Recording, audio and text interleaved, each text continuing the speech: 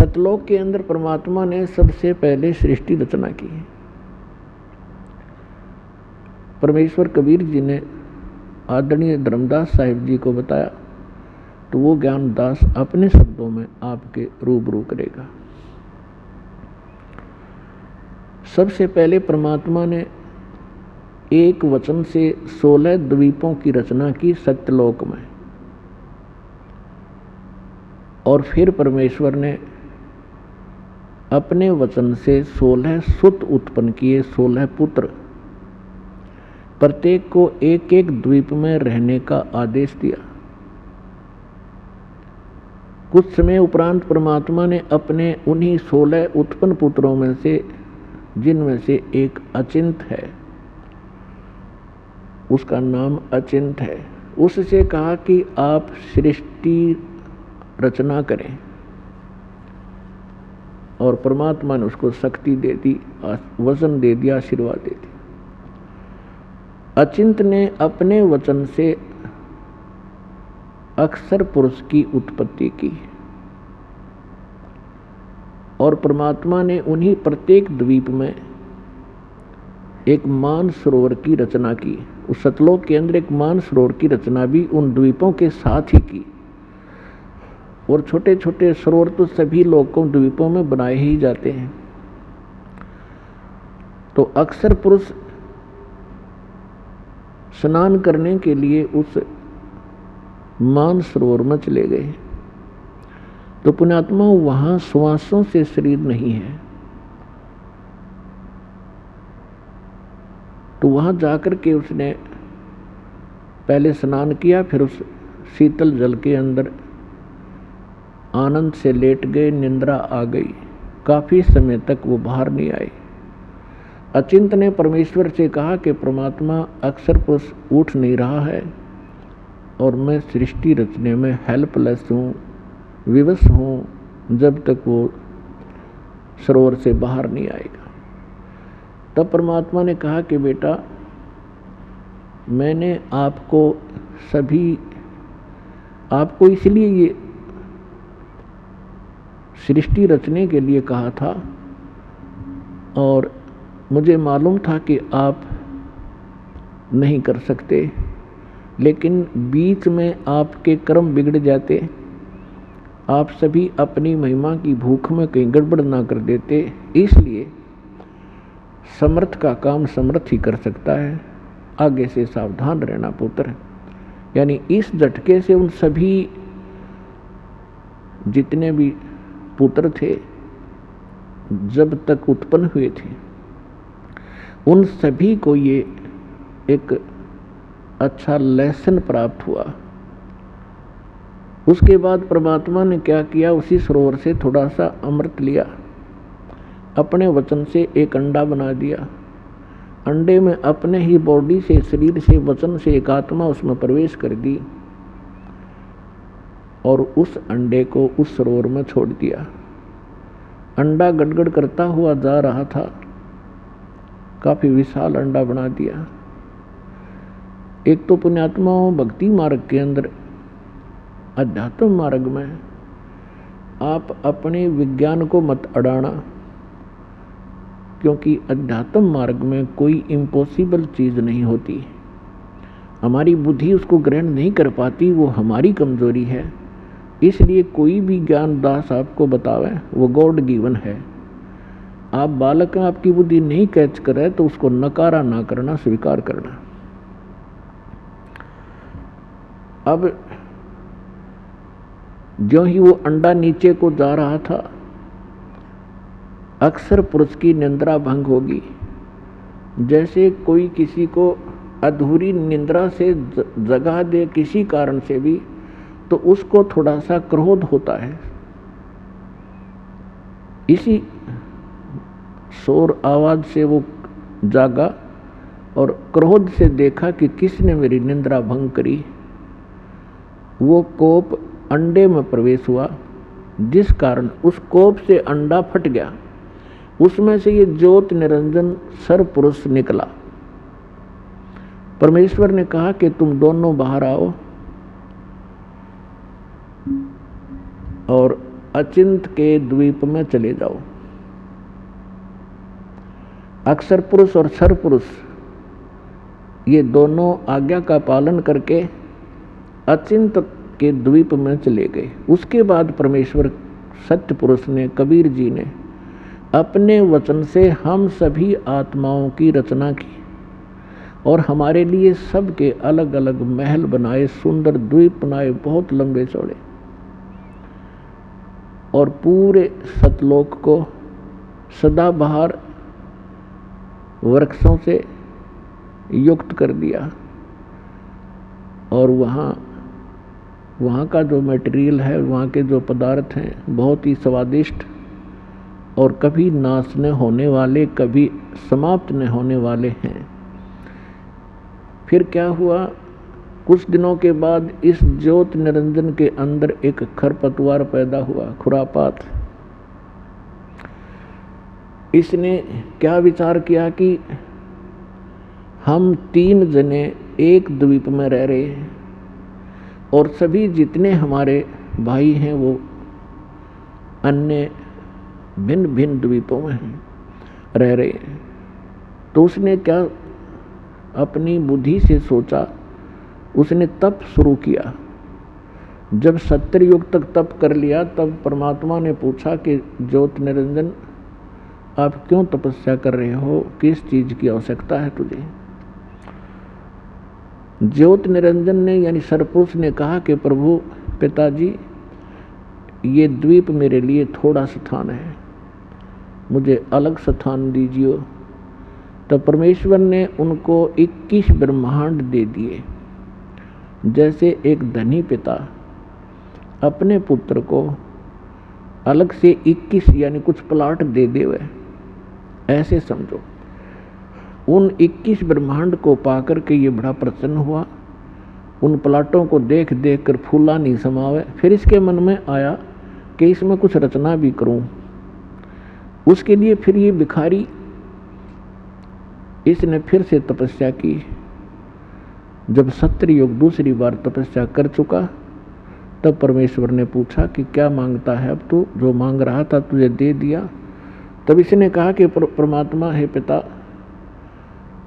कुछ सृष्टि रचने की सामग्री प्रदान करें ताकि मैं कुछ रचना करूं। तब परमेश्वर ने, कबीर भगवान ने इसको 5 तत्व और 3 गुण दे दिए। अगले बेटा तू खेल खिलौनों से। इसने ये 21 ब्रह्मांड परमात्मा ने सतलोक के एक कोने में बाहर कर दे दिए इसको। जैसे एक अपनी राजधानी दिल्ली है, एक तो मेन बाजार आदि का स्थान है, एक बाह्य दिल्ली जिसमें विलेज क्षेत्र आता, गांव का ग्रामीण क्षेत्र है। ऐसे इसको बाहर की तरफ 21 प्लाट दे दिए। फिर इसने सोचा कि इसमें कुछ जीव हों, कंस्ट्रक्शन भी कर ली और अकेले का मन नहीं लगता, कुछ आत्मा प्राप्त करूं। और पुण्यात्माओं, हम क्यों फंसे यहाँ, हमने क्या गलती करी। जब ये तपस्या कर रहा था, कभी इस पैर, एक पैर पे खड़ा होता था, कभी दूसरे पे खड़ा होता था। हम इसकी इन अदाओं पर फिदा हो गए और हम परमात्मा को भूलकर जो सर्व सुख हमें दे रहा था इस पर आसक्त हो गए। और पुण्यात्माओं, ये रोग आज भी हमारे अंदर विद्यमान है, जिस रोग से हम मार खा चुके हैं। जैसे एक हीरो या हीरोइन अपनी रोजी रोटी के लिए अटपट करते हैं, वो चटक मटक करते हैं, कलाबाजी करते हैं। और ये भोले बच्चे, युवा वर्ग, उनका ड्रामा देख के, उनकी एक्टिंग देख करके उन पर आसक्त हो जाते हैं। ये मेरा फेवरेट हीरो है, ये मेरी फेवरेट हीरोइन है। तो यह बुद्धि हमारी वहाँ से चली थी, बुद्धि भ्रष्ट हुए हम। अब यहाँ कोई बरवाला में आ जावे कोई अभिनेता, इन जवान बच्चों को देखे उड़ा कितनी भीड़ लग जाएगी। और 1 किलोमीटर खड़े खड़े देखेंगे, देखो खड़ा स्टेज पर, वह खड़ी लेना एक ना देने दे, धक्के खा आ जा। वो अपनी रोजी रोटी के लिए बकवाद करते हैं और ये उनके आसक्त हो गए। तो ये रोग हमारा वहाँ से लगा था। तो उस समय हम अपने मालिक न भूल गए, इसकी तरफ देख बहुत आसक्त हो गए। परमेश्वर ने बहुत बार आकाशवाणी की कि बच्चों तुम मस्त रहो, इसकी क्रिया पर ध्यान ना दें। हम ऊपर से तो सावधान हो गए पिता की आकाशवाणी सुनकर, लेकिन अंदर से उसके प्रति हमारी कसक विशेष बनी रही। वो अंतर्यामी है, वो जान गए कि ये प्राणी अब यहाँ रहने के योग्य नहीं। जो उस ज्योत निरंजन की रेंज में थे और जो उसको देख रहे थे वो सभी आसक्त हो गए और असंख्यों। तो फिर उस ज्योत निरंजन ने फिर तप शुरू किया। जब 64 युग तक इसने तप कर लिया, तब परमेश्वर ने पूछा कि भाई तूने जो मांगा था वो सारी वस्तु दे दी, अब क्यों हट कर रहा है, अब क्या चाहता है? तब इसने कहा पिताजी मुझे कुछ आत्मा दे दो, अकेले का दिल नहीं लगता। परमेश्वर ने कहा कि भी देखो 64 युग तूने तप किया, तीसरी बार इसकी प्रतिफल में और तुझे दे सकता हूँ, प्लाट कितने ले ले ब्रह्मांड, पर आत्मा नहीं दे सकता। ये मेरा अंश है, मेरी वचन से उत्पन्न हुए हैं, ये मेरी आत्मा है, मेरे शरीर से निकली है। अपनी आत्माओं, आप किसी माई बहन से पूछकर देखना। वैसे तो परमात्मा की वाणी में लिखा है कि पिता को पुत्र या पुत्री संतान बहुत प्रिय होती है, बालक, लेकिन माँ को उस पिता से भी 100 गुना ज़्यादा प्रिय होते हैं बच्चे। ये स्वाभाविक है। तो इसी प्रकार उस परमात्मा के हम बालक हैं, हम उसकी बॉडी से निकले हैं, उनका एक विशेष लगाव है हमारे से, लेकिन हम बच्चे हैं, बच्चे वाली बातें करते रहते हैं। लेकिन किसी भी बच्चे पर आपत्ति आती है तो माता पिता कितने दुखी होते हैं वो वही जान सकते हैं। तो कहने का भाव ये है कि जब उसने 64 युग तप किया तो परमात्मा ने कहा भाई आत्मा तो मैं दूं नहीं, और प्लाट ले ले, कितने ब्रह्मांड ले सकता है। फिर परमात्मा ने कहा एक शर्त है, यदि कोई आत्मा स्वयं आपके साथ जाना चाहते हो तो वो जा सकते हैं। तो पुण्यात्मा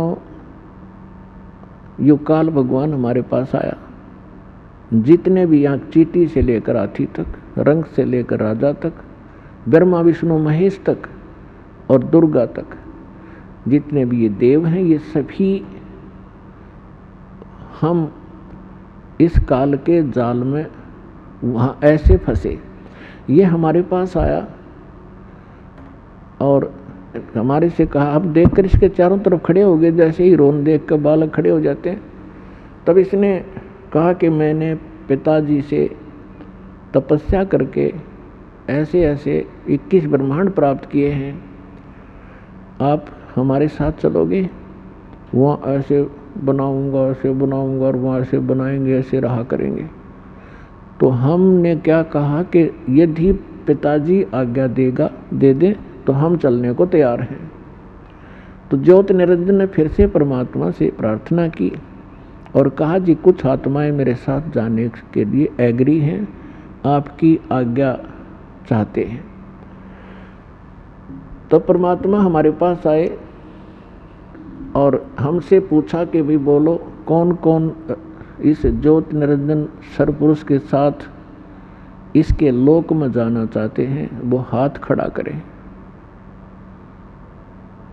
अब हम पिता के सामने, क्योंकि वो पहले कह चुके थे कि इसके ड्रामे न मत देखो, अपना मस्त रहो, ये इसका कार्य उचित नहीं है।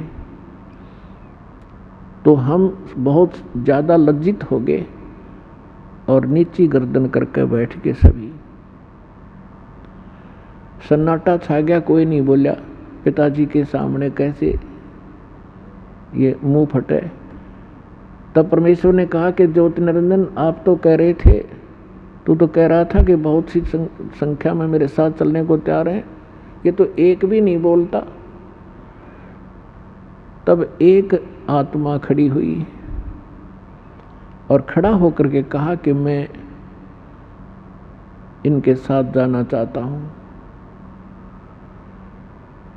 हमने सोचा कदे ये एक लिए यही आत्मा सारा मजा ले जा, हम पीछे रह जा। तो देखा हमने भी फिर दोनों हाथ खड़े कर लिए, असंख्यों। तब परमात्मा ने कहा ठीक है भाई, जिसने भी आपके साथ जाने की इच्छा व्यक्त की है उनको मैं आज्ञा देता हूँ, लेकिन मैं अपने हिसाब से भेजूंगा, ऐसे ठीक नहीं। आप जाइए अपने लोक में। तो परमात्मा ने सबसे पहले जिस आत्मा ने खड़ा होकर के सबसे पहले स्वीकृति दी थी उसकी लड़की बना दी, और उसके अंदर हम सभी आत्माओं को बीज रूप में सूक्ष्म बनाकर फीड कर दिया। अपने आत्माओं, इस विज्ञान से हमें बहुत कुछ शिक्षा प्राप्त होगी। आप देखते हो हमारी बॉडी के अंदर आज के डॉक्टर आपको बताते भी हैं कि 1 ग्राम ब्लड में कितने कीटाणु होते हैं। 4-4 लाख, 5-5 लाख, कितने प्रकार के कीटाणु हमारी बॉडी में हैं। तो इसी प्रकार परमात्मा ने हमें सूक्ष्म रूप में इस दुर्गा, उसका नाम आदि माया रखा, जो आगे चल के दुर्गा देवी रूप नाम से प्रसिद्ध हुई। तो हम सभी को सूक्ष्म रूप में वचन से दुर्गा के अंदर प्रवेश कर दिया और युवा लड़की बना दी। और उसे परमेश्वर ने कहा कि बेटी, मैंने तेरे शरीर में वो सभी आत्माएं प्रवेश कर दी हैं और तुझे मैंने आशीर्वाद और वचन दे दिया है, शब्द शक्ति दे दी है। जितने जीव वो ज्योति निरंजन कहे आप उतने ही नर और मादा उत्पन्न कर सकते हो। और आप जाइए उस ज्योति निरंजन सरपुरुष के ब्रह्मांडों में। उस लड़की के साथ सबसे पहले जो 16 सुत उत्पन्न किए थे पुत्र, उनमें से एक सहज दास है। उस सहज दास को उस लड़की के साथ भेज दिया कि अपनी बहन को और उसको ज्योति निरंजन के पास छोड़ के आइए और उसको बता दीजिए कि इस लड़की को पिताजी ने वचन शक्ति दे दी है, जितने जीव तू कहेगा ये उत्पन्न कर देगी। सहजदास जी ने आज्ञा का पालन किया, अपनी बहन को लेकर के वहां पहुंचा। ज्योति निरंजन से जो भी पिता ने कही थी वो सारी वाणी, सब वचन, वो आज्ञा सुना दी और कहा कि इस लड़की बहन के शरीर में वो सभी आत्माएं हैं जो तेरे साथ आने की इच्छुक थी और इसको वचन दे रखा है जितने तू नर मादा कहेगा उतने ही ये उत्पन्न कर देगी। जोगजीत वहां छोड़कर अपनी बहन को वापस आ गया। अब युवा होने के कारण लड़की का रंग रूप निखरा हुआ था। अपने आत्माओं, ये रोग भी यहाँ की प्रत्येक प्राणी में वहीं से लगा था। अकेली लड़की को देखकर इस काल के मन में बड़ा दोष उत्पन्न हुआ, इसके आव भाव बिगड़ गए, लड़की के साथ बदतमीजी करने लगा। दुर्गा ने अपनी इज्जत रक्षा के लिए बहुत सी विनय की और बहुत से एग्जाम्पल भी किए कि ज्योति निरंजन विचार कर, पिताजी की दी हुई वचन शक्ति मेरे पास है और जितने जीव तू कहेगा मैं उत्पन्न कर दूंगी। तू मेरे साथ ही जुल्म ना कर, बदतमीजी मत कर, ये ग्रस्त सृष्टि ना प्रारंभ कर। और देख, पहले आप अंडे से उत्पन्न हुए पिताजी के वचन से, उन्हीं की आत्मा हो तुम मैं उन्हीं के वचन से मैं उत्पन्न हुई हूँ। तू मेरा बड़ा भाई है, मैं तेरी छोटी बहन हूँ। और बहन भाई का ये क्रम महापाप का कारण होता है, तो ऐसा जुल्म ना करे। पर इसने एक नहीं सुनी और हद से ज़्यादा बढ़ गया बदतमीजी करता हुआ। और कहा कि यहाँ और तू और मैं हैं और यहाँ कोई नहीं आ सकता। लड़की ने देखा कि ये तो बकवास करने पर तुल गया, अपना सूक्ष्म रूप बनाया और ज्यों ही वो बकवाद करने के लिए मुंह खोले हुए था, आलिंगन करता हुआ उसके मुख के माध्यम से और पेट में चली गई। और कहीं अपनी इज्जत की रक्षा उसने कहीं लगी नहीं, कोई बचाव का स्थान नहीं दिखा। और वहाँ से पुकार किया कि हे पिताजी मेरी रक्षा करो, मेरे साथ ऐसे ऐसे बदतमीजी कर दी और अपनी इज्जत रक्षा के लिए मैंने इसके पेट में शरण ले रखी है, मुझे बचाओ। परमात्मा को पता था कि इन्होंने भरी थाली कर ठोकर मार दी, यह सारे सुख उपलब्ध थे और इस दुष्ट के साथ ही आकर्षित होकर इसे लेंगे टिंडे। अपने आत्मा बहुत सी शंकाएं उत्पन्न होती हैं प्रथम बार जो इस सृष्टि रचना को सुनते हैं, लेकिन ये कोई डूम बाट के गीत नहीं है। हमने आज तक जो भी ज्ञान सुन रखा था वो बिल्कुल इनकम्प्लीट था, कोई सिर पैर नहीं था उस ज्ञान का। तो यहाँ परमात्मा ने क्या किया, अपने ही पुत्र जोगजीत का रूप बनाया और वहाँ ज्योत निरंजन के उस 21 ब्रह्मांड में पहुँच गया, उस स्थान पर जहाँ वो खड़ा था। जोगजीत को देखकर वो एकदम सतर्क हो गया और कहा कि ज्योत निरंजन तूने बड़ा जुल्म कर दिया और आदेश सुन ले परम पिता का, आज से तेरा नाम काल होगा। तो उस लड़की का काल का कारण बना, क्योंकि इसने अपनी इज्जत रक्षा के लिए तेरे पेट में शरण ली। लड़की को परमात्मा ने जोगजीत रूप में ज्योत निरंजन का पेट चाक करके वचन से वह लड़की बाहर निकाल दी, पेट पर चीर के। जोगजीत को देखकर वो एकदम सतर्क हो गया और कहा कि ज्योत निरंजन तूने बड़ा जुल्म कर दिया और आदेश सुन ले परम पिता का, आज से तेरा नाम काल होगा। तो उस लड़की का काल का कारण बना, क्योंकि इसने अपनी इज्जत रक्षा के लिए तेरे पेट में शरण ली। लड़की को परमात्मा ने जोगजीत रूप में ज्योत निरंजन का पेट चाक करके वचन से वह लड़की बाहर निकाल दी, पेट पर चीर के, और कहा कि तुम दोनों यहाँ से निकल जाओ, आज से तुझे ये श्राप लग गया है, 1 लाख मानव शरीरधारी तू नित्य आहार करेगा और 1.25 लाख की उत्पत्ति डेली करा करेगा, और चले जाइए यहाँ से अपने 21 ब्रह्मांड लेकर। ऐसे उस पवित्र लोक में ऐसे दुष्टों की कोई स्थान नहीं है। अब दुर्गा ने गलती की, सबसे पहले खड़ी हुई, अपने पिता ने भूल के। हमने गलती की, हम उस अपने मालिक ने छोड़ के इसके पीछे लग गए। 21 ब्रह्मांड वहाँ से चल पड़े, परमात्मा का वचन कर सुनते ही जैसे विमान चला करते हैं। और वहाँ से ये सतलोक से 16 शंख कोश की दूरी पर, जैसे अरब खरब नील पद्म शंख, 16 शंख कोश की दूरी पर, एक कोश के अंदर लगभग 2.25 मील होते हैं और 1 मील में लगभग 1.5 किलोमीटर होता है। अब अंदाज़ा लगा लो, किलोमीटरों का हिसाब लाओ तो गणित की रीति से आप ऐसे लगा सकते हो।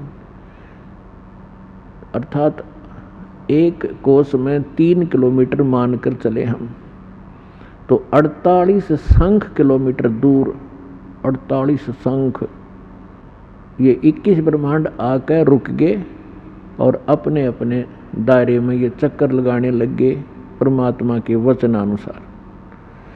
अब इस ज्योत निरंजन ने फिर से वही बकवाद बाई, लड़की के साथ फिर बदतमीजी शुरू की। दुर्गा ने इसको फिर से समझाने की चेष्टा की, पर ऑल इन वैन।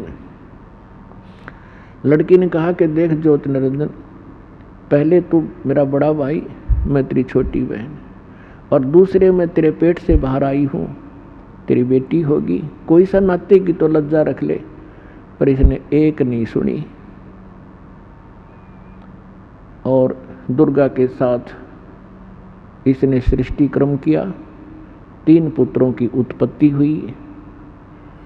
बड़े का नाम ब्रह्मा रखा जो रजगुण युक्त कर दिया, दूसरे का नाम विष्णु रखा जो सतोगुण युक्त कर दिया, और तीसरे का नाम शंकर रखा जो तमोगुण युक्त कर दिया। और फिर दुर्गा ने अपने ही वचन से 3 लड़कियां उत्पन्न की और उन 3 लड़कियों से इन तीनों का विवाह कर दिया। इस प्रकार ये काल की सृष्टि प्रारंभ हुई।